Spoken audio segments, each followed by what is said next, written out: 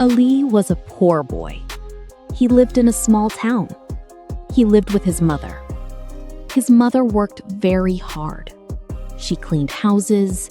She cooked food for other people. Ali loved his mother very much. He wanted to help her. One day, Ali said, "Mom, I want to earn money." His mother smiled. She said, "You are still young. Focus on your studies." But Ali had a dream. He wanted a better life.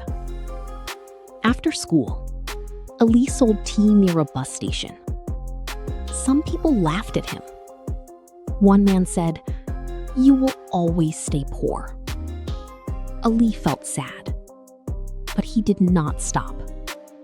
Every day, he worked harder. He studied at night. He sold tea in the evening. Years passed. Ali finished school. He started a small business, but the business failed. He lost money. People laughed again. Ali was hurt, but he tried again. This time, he opened a food shop. His food was tasty. His food was cheap. Many people came to his shop. Slowly, his small shop became a big restaurant. One day, The same man came to eat there. He looked shocked. He said, "Is this your restaurant?" Ali smiled. He said, "Yes. Never laugh at someone's struggle."